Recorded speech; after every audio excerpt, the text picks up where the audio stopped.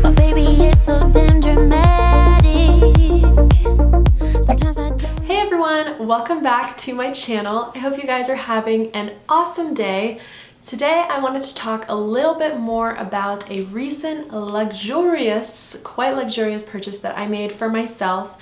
This is very unlike me. I'm not really a big luxury handbag, luxury anything type of person. I do love luxurious makeup, but when it comes to fashion, I've always stayed back. I've never really pulled the trigger on something big. So I thought I would go through some of the steps that I took before I made such a large purchase in the luxury fashion world, because I think it would be very helpful. A lot of people have been sending me messages asking me where I got my bag, that kind of stuff. So I thought I would dive into it and share some of my thoughts with you guys.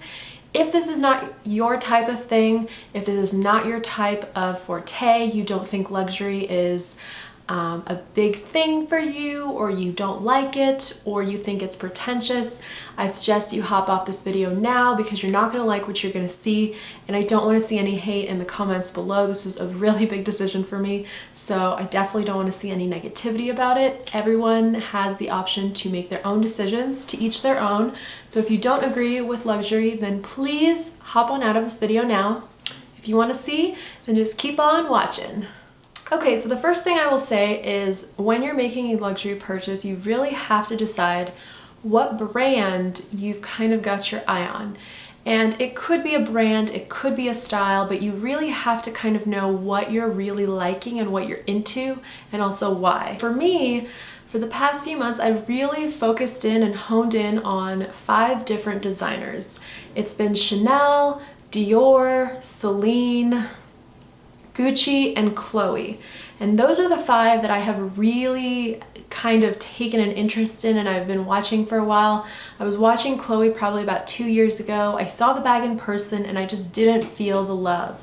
I was thinking about it for a long time, and then I saw it in person and I held it and I wore it, and it just really wasn't for me. So I decided that particular bag was not the one for me, but I still continued watching Chloe.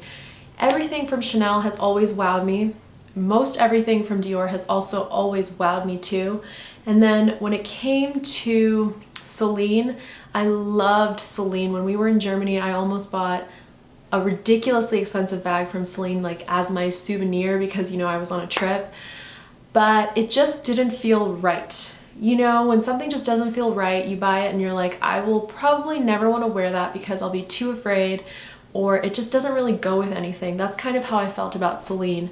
So I've watched Gucci for quite some time, and while I'm not a brand whore or really care for particular brands and I don't really want to be flashy, I really, really love everything from Dior. I want that belt with the GG. I think it's so flashy but so cute. I know it's not a lot of people's taste, but I've really just loved that. So I knew that I wanted something from Gucci. That's kind of where this decision was made. I decided to go the Gucci route. Now, I did my research and looked at the specific bag that I wanted across the board. I went to Gucci.com, I went to Neiman Marcus, I went to Barney's, I looked at Nordstrom, and then I also went to all the pre-owned sites that I could think of. So like a Tradesy, The Real, all of those sites that had pre-owned, I basically scrounged all over, tried to find the particular style I wanted. And I knew that I wanted a color. I didn't want to go basic, because basic is just so basic. You know what I mean? Like, I wanted something that had a pop of color. So I knew that a pop of color, not just like a standard bag with like beige. So that kind of really helped me narrow everything down. And so for that reason, when I found the actual bag that I wanted, I knew that I had to find the specific color on a site online. So this is the bag. I'm just, I can't believe it's mine, to be honest with you. It's such an incredible purchase. This is just incredible. It's just incredible. The hardware is beautiful. The hardware is heavy. It doesn't feel cheap. I mean, the open closure of this bag, the stitching on the inside is to a T perfection, like hand stitched beauty. And of course, the red. I had to go for red. I feel like red is kind of my personality. It really kind of goes with what I wear. I do wear a lot of red lipstick. a lot of red lipstick. I also do a lot of red nail polish, and then I also got my nails painted yesterday because I'm planning on rocking this bag. I looked online, and I think this bag kind of came into the trend about a year ago. Some of the first YouTubers started talking about the bag, and then now it's just kind of all over. Everyone seems to have one of these. I shouldn't say everyone. A lot of people seem to have this bag in their collection some way, somehow, whether it's the small mini version, this regular small size, or the bigger size. They have one of these in their collection if they're just a handbag lover. And I'm usually not the person who wants something that a lot of other people have just because I want to be different, I want to be unique. That's why I went for the red, because I haven't really seen a lot of red out there, but this bag is just gorgeous. It's just so beautiful. And it's so classy, it's so chic. It's gonna go with so many of my outfits just because if I have red nail polish or if I have red lipstick, the bag goes with my outfit. So in terms of the pre-research, obviously I went to all the pre-owned sites, I went to all the department store sites that I could find, I looked for coupons, I looked for deals, and I will say that the pre-owned sites sometimes have the exact same cost as the department stores because I found this out. An example is that Tradesy actually takes 18% off the top from the seller. So if the seller is selling it for $2,400, Tradesy is going to take 18% of that total from them with every sale. And I think that's crazy. That's a huge cut, but it's because Tradesy has such an audience. So what I basically did is I looked at all the pre-owned ones and I started messaging the owners. And I said, hey, I really love this bag. I would love if you could cut the price down just a little bit more. And I basically started to barter with everybody because usually people put their best price out there, or like the highest thing that they think that they can get. And I'm not about that life. I'm a huge barterer in general. So my method was basically message everybody who has this bag, see how low they're willing to go. Now, the best possible deal that you could get is someone who's willing to lower the cost and they also have a brand new bag. That's basically what happened with me. This is a brand new bag. It's never been worn, but it's being sold by a boutique shop because what she does is she buys the bag and then she resells it. So basically this bag has never been worn. I got a brand new bag for significantly less than the department store cost just because I decided to go online and do a lot of research. When you're deciding to buy a pre-owned bag, I would highly recommend that you make sure that the source is legit. Now on Tradesy and The RealReal, you can usually see reviews. If someone has sold 80 bags and they're still in business and they have good reviews and they are continuing to sell, you know that this is kind of a side business for them, or it's their business. They're doing a great job. Now, that's kind of the research part. When it comes to the actual buying of the bag, please never put yourself in debt for a bag. Never buy something that you cannot truly afford. If you are using credit and you have a bank account of $15, you should not be buying this bag. Someone once told me that if something is more than a certain percentage of your net worth, you don't need it. You need to have that money saved up somewhere. You do not want to get into debt, and you do not want to go with a credit card to buy a bag like this or make a purchase like this.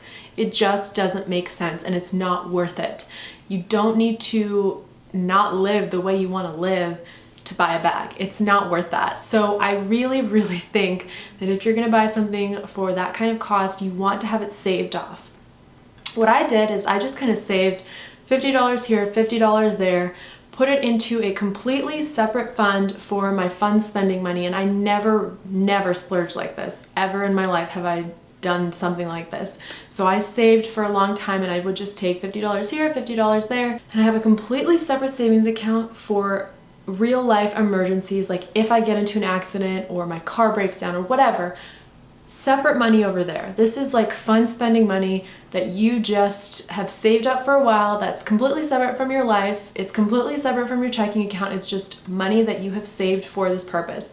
You need to separate it all out because you cannot spend like car breaking down money for a bag. Doesn't make sense. You need to make realistic decisions. So my biggest piece of advice is plan accordingly. Don't go into debt. Don't use a credit card. Save this money and then you can buy the bag and you can feel good about it too, because then you're not like, oh my gosh, I can't get pulled over or my car is gonna break down, or you know what I mean? Like you don't wanna be worried about all the other things in your life because you bought a bag. So just make good decisions. The next thing I want to talk about is care. I am literally petrified of getting this bag dirty, but I know that there's plenty of services out there that will take care of the bag, that will wash it, that will get rid of scratches and things. So I'm not as worried about it. It's just gonna cost a pretty penny. And at the end of the day, when you're investing in something like this, you know that the maintenance of it is going to be more expensive long term. It's just another cost. But just be careful because some things will not come out. You don't want to spill like a glass of wine or get blood on it. That's why this thumb needs to get a band-aid on it so it doesn't get anywhere. But you just need to be very careful and just be conscientious. Don't be so afraid and nervous that you can't enjoy the bag and you're like, no, I can't take it anywhere. I'm gonna get food on it. Don't be like that, because the more worried you are about that happening, the more likely it is going to happen. I know that from personal experience because I remember back in high school, I bought a Coach bag, which at the time was a very big deal for me. I know it was only like $270, but I was like over the moon about that bag. And I spilled like iced tea or something on it, and I was so crushed. I was just so crushed, and I was trying so hard not to get anything on the bag. And of course it happened, and it wasn't even my fault. Somebody else got it on the bag. Shit happens. You're just gonna have to get over it and move on, but just make sure that you have a company or some type of resource on hand that will be able to clean the bag, that you can ship it to or take it to a dry cleaner who does designer handbag cleaning. Whatever it is, just make sure you have somebody on hand, because more likely than not, shit is gonna get on the bag. So you're just gonna need to figure out what's the best way to get it fixed, because life happens. Nothing is perfect. Your bag will get dirty. So just be ready for that, and don't be as crushed as I was, because I remember I was like, the bag! But at the end of the day, it's a bag. You know what I mean? It's not that big of a deal. You will get it fixed. It'll be fine. Your life is not over. So I talked about the research. I think the research is the biggest part. Money, make sure you're saving it. Don't go into debt. That's a really big part of it too. And then kind of the care of it. I think those are kind of the three biggest pieces of making a luxury purchase. I really think that buying pre-owned is better. And technically mine wasn't even really pre-owned. She bought it and she was ready to sell it. Never really wore it because she buys a ton of bags and then resells them. So I don't really know if that is even, it's not necessarily even pre-owned, it's just, I got lucky in this scenario that she never actually used the bag, so that was really a huge thing for me. I really love new things, but I even saved some money on top of the fact that it was new, so I really was happy with that. And I guess the last thought I have on this is never make a decision in the moment. If you are thinking about something like for an hour and you're just like, I need to have this, I need to have this, sleep on it, wait a couple days, there will be a bag for you. If you wait a couple extra days, just make sure it's the right decision for you, because so many times did I almost pull the trigger. I promise you, so many times I was like, I really like this bag, I really like it, but no bag made me pull the trigger other than this one. Ever. And I've loved so many. I wanted a Chanel bag, the Diorama bag, I wanted the Celine bag. There's just so many that I was like, yes, this is the bag for me. And then at the end of the day, I was like, nope. I wasn't thinking about it enough. I didn't dream about it. I didn't wake up thinking like maybe that bag would be really nice in my collection. And if you're not doing that, you don't need the bag. This should not be like an instant reactive decision. You need to think about it, pour over it for a while, really think about it for at least, I would say, a week. I've been thinking about this for months. I hope you guys found this video helpful. Definitely give this video a big old thumbs up if you liked it. I want to hear your questions down in the comments. If you are not subscribed, please hit that subscribe button down below. It would be a pleasure to have you come back for future videos. I hope you guys are having an awesome day, and I will see you all in my next video. Bye! But baby,